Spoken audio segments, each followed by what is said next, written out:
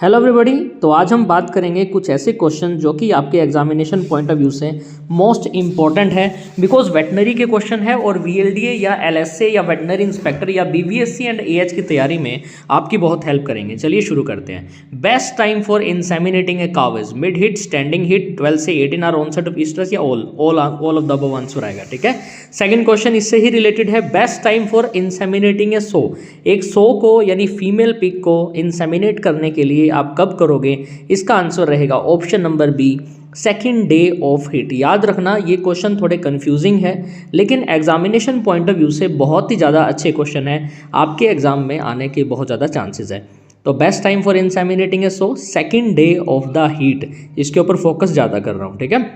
Best time for insemination in the mare, यानी घोड़ी के अंदर हम कब इंसेमिनेट करेंगे, कब हम एआई करेंगे या कब वो नेचुरल इंसेमिनेशन होगा? तो every second day during estrus. Okay, आगे बढ़ते हैं। Type and shape of the uterus in a she camels, यानी शी कैमल यानी फीमेल कैमल के अंदर टाइप या शेप बतानी है हमें यूट्रस की, तो इसका आंसर क्या रहेगा?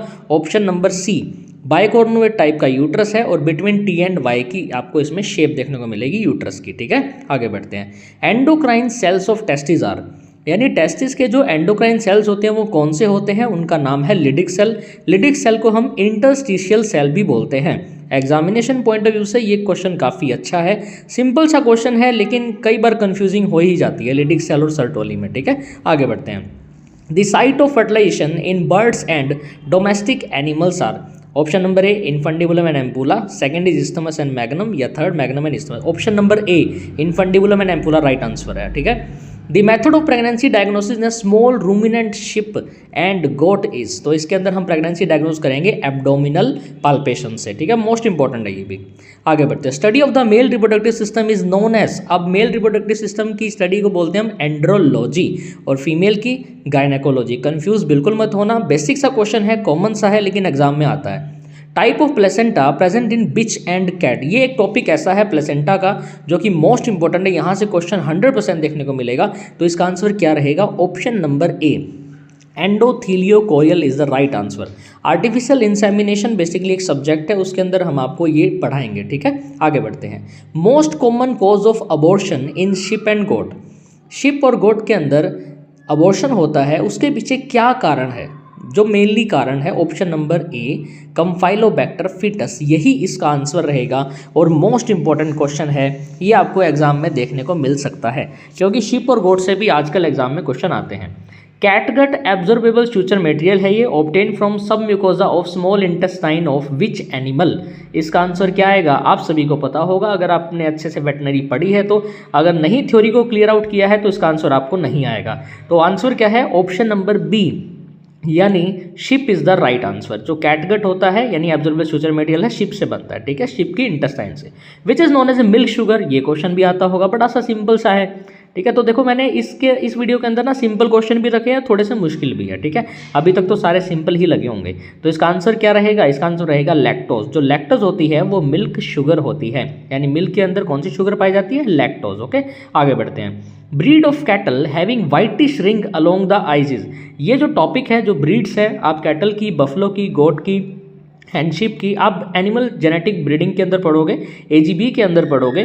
तो इसका आंसर मैं आपको अभी बता देता हूँ, option number A, Sahiwal is the right answer. ठीक है, आगे बढ़ते हैं। एनएफपी मेनली रिप्रेजेंट, अब ये एनएफपी मेनली किसके अंदर प्रेजेंट होता है, बेसिकली क्या रिप्रेजेंट करता है, हमको ये बताना है एनएफपी का। तो ऑप्शन नंबर ए, सेलुलोज, हेमीसेलुलोज और लिग्निन, यही इसका आंसर रहने वाला है। तो एनएफपी मेनली रिप्रेजेंट करता है सेलुलोज को, हेमीसेलुलोज को, लिग्निन को। आगे बढ़ते हैं। Krebs cycle taken place in mitochondria under, अब जो क्रैब साइकिल जो होती है वो माइटोकॉन्ड्रिया में होती है। अब बेसिकली हमें ये बताना है कि वो कौन सी कंडीशन के अंडर होती है, तो वो होती है aerobic condition only, presence of air. Okay, most commonly use NPN in the ruminant ration, ये क्वेश्चन आपको देखने को मिल सकता है कि most commonly use NPN ration बताना है, तो वो क्या आएगा इसका answer? Answer is the urea. Option number B is the right answer. आगे बढ़ते हैं। Which of the following is not classified under roughage, roughage के अंदर कौन सा क्लासिफाइड नहीं है? तो जो मोलासिस है ना, उसमें ऑक्सैलेट्स होते हैं बेसिकली, तो मोलासिस जो है वो रफेज में नहीं आता, बाकी सारे आते हैं। ठीक है, आगे बढ़ते हैं। इन डाइजेस्टिबिलिटी ट्रायल के अंदर एनिमल्स आर प्रेफर्ड, हम कौन से एनिमल को प्रेफर करते हैं डाइजेस्टिबिलिटी ट्रायल के अंदर? तो इसका आंसर रहेगा कास्ट्रेटेड मेल्स को, ठीक है। कास्ट्रेटेड मेल्स को हम डाइजेस्टिबिलिटी ट्रायल के अंदर इस्तेमाल करते हैं चेकिंग के लिए, ठीक है। फीकल मटेरियल कंटेन अबाउट कितने % वाटर, यानी जो फीकल मटेरियल होता है उसमें 80% आपको वाटर मिलेगा, ठीक है। आगे बढ़ते हैं।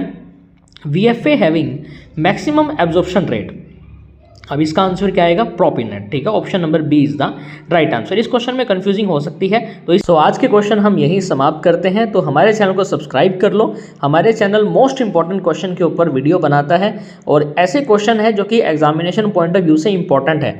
अगर आप VLDA की, LSC की, BVSC एंड AH की प्रिपरेशन कर रहे हो, वेटनरी इंस्पेक्टरी कर रहे हो, तो आपके लिए बेस्ट चैनल रहने वाला है।